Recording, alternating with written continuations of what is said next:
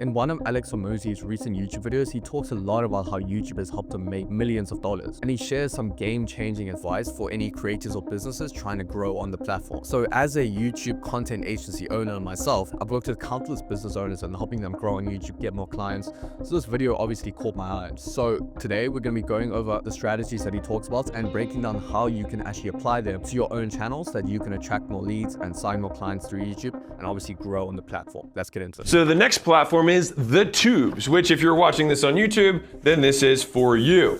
So we're gonna cover the same metrics as before, and we're gonna start with who? What percentage of families over 100K are here? Survey says 89%.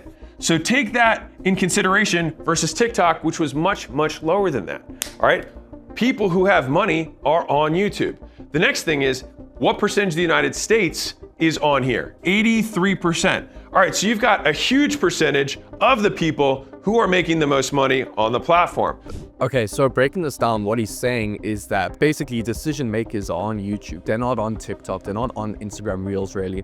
They're on YouTube because a decision maker in a company is always searching for new ways to grow their business, ways to do certain tasks. And even if it's not the decision maker in the company, it's not someone on their marketing, it's someone on their operations team. Because YouTube obviously has tutorials on pretty much every single thing you can possibly think of. And where does someone go when they need an answer to a problem in their business? They obviously go to YouTube. They don't go to these other platforms. So what this means is that you can create videos on YouTube that directly target people who are actually looking for these solutions to these problems that they're having, and that these people are actually people with money. So obviously not everyone that watches a YouTube video is a decision maker with 5K USD to invest monthly on a retainer, right? However, on average, people with more money, they're on YouTube. It's not the 15-year-old kids on TikTok who are watching these videos. So if you can simply provide valuable content to people with money, find a way to pitch them, you're gonna be able to sign a lot more people as clients. And this is so essential for anyone out there selling high ticket. So obviously with low ticket, if you're selling like a $15 group on school, right, you probably don't need as much YouTube authority to sell someone on paying you $15 a month. However, if you sell anything high ticket, like a coaching program, you sell agency services, consulting, anything like that, it's gonna take a lot more trust for someone to actually pay you. And so YouTube is your perfect option. So growth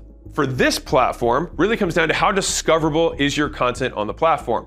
And to give you context, for me at least, 80% of my traffic comes from the suggested or browse features, meaning more than 3/4 of the people that come and watch my stuff, maybe you right now, actually weren't coming because you were a subscriber, but because the algorithm said you might like this video. And so for me, I rate this as high. So Hormozi talks about discoverability and how he gets so much traffic through YouTube. I mean, obviously he has millions of subscribers. I'm not sure how many years, but it's a lot. However, this doesn't only apply to someone with millions of subscribers. YouTube's algorithm is designed to push new people onto content. YouTube actually makes more money the more people create videos, and the more people that are on their platform, the more ads that are ran, the more money they make. So their main purpose is to literally help you get discovered and help you get more subscribers. It's not like other platforms where they don't really care as much. YouTube has a whole dedicated team literally to help small creators grow and get noticed. So if your videos are actually good, number one, your videos are going to get pushed to the YouTube algorithm, and the biggest factor that determines that is viewer satisfaction, and that's how long people watch through the video. Do you have high CTR, click-through rates on your videos, and are people liking, are they commenting? Because that's going to tell YouTube that people actually like this video, and obviously YouTube does not want to push videos that people don't like, right? So if you have these metrics optimized, YouTube's going to push your videos to other interested viewers. They're going to put your video on the homepage, and this is obviously amazing. And the second part comes down to YouTube SEO and the evergreen effect. And this is a huge difference between platforms like YouTube and then platforms like Twitter, X, Instagram, LinkedIn, whatever it may be, because evergreen means that these videos are getting found months or years down the line. So with YouTube, your shelf life on a video is so much longer than any other platform. Like, I know you guys know you've created tweets, you've created LinkedIn posts, and they're, maybe popular for a day, but after 24 hours, you phase. No one sees that. And then your traffic just, decreases and decreases. Whereas YouTube, it never stops. So you put out a video today, if you've SEO optimized this, that video is literally going to get pushed to people 2 years from now. So if you're in this for the long run and you're not just someone trying to grab quick cash and you actually have a sustainable business, this is going to be so powerful because it means you're going to consistently get leads months and years down the line from a video that you created years ago. So in terms of traffic, the potential from YouTube it's just so much more than any other platform. How much time are these people actually spending with you so you can really provide value? Well, for us, our average view duration per video across all channels is over 8.5 minutes. All right, so it's 8.5 minutes. Now compare that to the 5 to 20 seconds that we're getting on TikTok. I mean, we're talking 20 times, I didn't do the math, but it's a lot, a lot more time is spent here versus others. And so this allows you to develop a more realistic, a deeper, realer relationship with your audience because you can actually give them value that they can do stuff with. This is what we call trust hours. And trust hours refer to how many hours of content do people need to watch and consume until they actually buy from you. And the rule is that people need to consume 7 hours of your content. So you think about it, how do you get people to consume 7 hours of your content? And you're not gonna be able to do that through Instagram posts. You're not gonna be able to do that through LinkedIn written posts. There's really no other way to get those trust hours up apart from YouTube, because let's say your average video is 15 minutes, you can create a ton of these and give it 6 months. That's when you get them to convert. And there's obviously a delay on the sales cycle. They don't convert straight away from watching your first video. Build up those trust hours, and over time, people respect you as authority. And when they need that service or that product, they're gonna go to you. So practically, you obviously need to be optimizing to reach those 7 hours of trust hours as fast as possible. And obviously this comes down to retention on your video. How do you actually get someone to watch a full 15-minute video? Or if you've created longer content, how do you get them to keep watching? The main way obviously is keep providing value throughout the video. Don't let it fall off. Keep teaching people practical stuff they can actually implement into their videos. Don't just give generic advice. And then also in terms of the scripting, you need to keep emphasizing why they should keep watching. Because a lot of people think that you sell them on watching the video and then boom, they're just gonna watch it through. No, that's not how it works. Once you sell them on watching the video, on clicking thumbnail, getting onto the video, you still need to sell them on every single point in the video and why they should actually consume it. So you can do this through a concept we call open loops. If you know anything about copywriting, you probably know what this is. And basically what an open loop does is builds curiosity and you emphasizing why the next point is very important. If you implement open loops throughout your video and throughout your script, you're going to see your retention graph spike up, not down, because you're constantly selling them on why they should keep watching. Obviously, YouTube has YouTube Shorts. So let me tell you something interesting about this. The average YouTube short that we have has a 33-second average view duration. Remember 5 to 20 on TikTok? We're more than twice that over here on YouTube. So YouTube Short. So yep, there's the retention aspect, but the next part of it is that you can actually funnel people from your shorts to your long form videos. A couple months ago, YouTube released a feature where you can put a link to a long form video in the comment of your short. And this basically means if let's say the short is taken from one of your long form videos, cut up, put into a short form, you can literally direct them to go watch the long form. So this plays a part in your funnel. Obviously it's at the top of the funnel, but if you can get people from the shorts onto the long form for building trust, then direct them from the long form to the YouTube VSL to convert them, this is going to help you get a lot of top of funnel traffic from these short. And you simply can't do this on something like TikTok.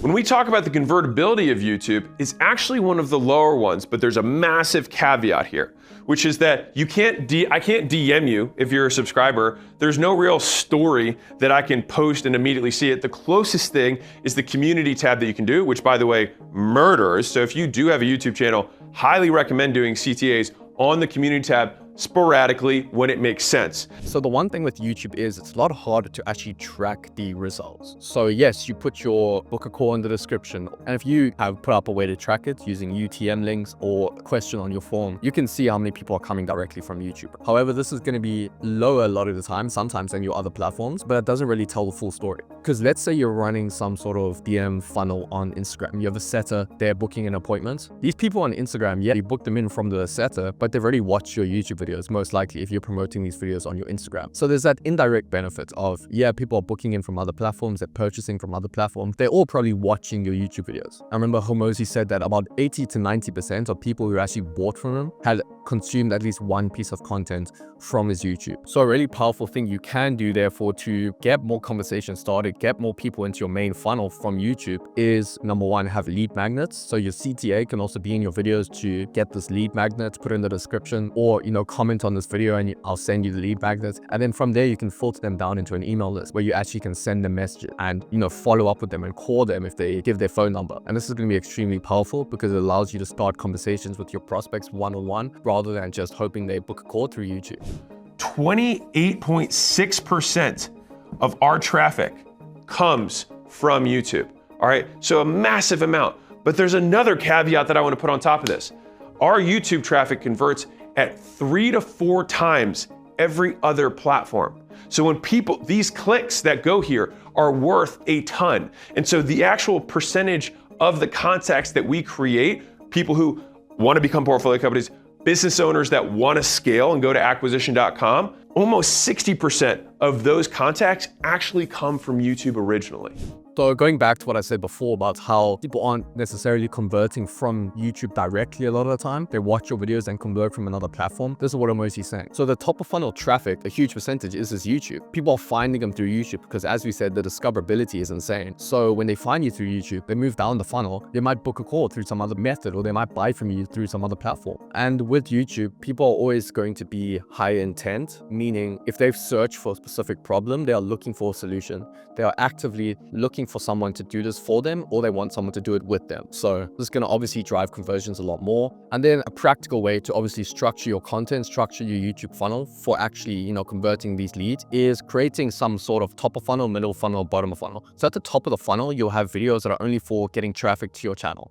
So these aren't conversion optimized. These are just videos that your target audience might be interested in watching, but they aren't necessarily what are going to, get them to buy from you. And that's fine, because these videos are what are bringing people into your ecosystem. And then in the middle of the funnel, what we do is create a course style video, a longer explainer video. This will be something like 30 minutes plus to, you see some people creating 8-hour long, 12-hour long courses. They don't have to be that long, but you basically want to create this master VSL.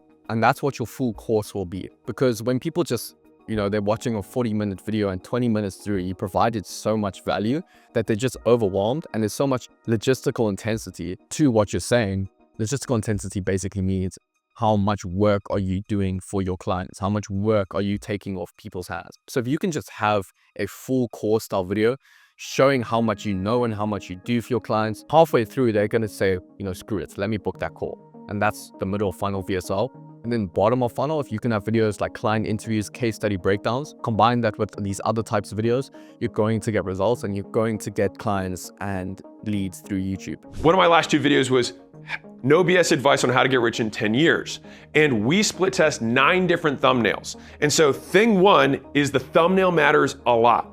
Thing 2 is the first 8 seconds of your video, you want to be done talking about what the video is going to be about and start. So when it comes to thumbnails, Iman Gaji on his business channel also just released a video talking about how he split testing thumbnails made him millions of dollars.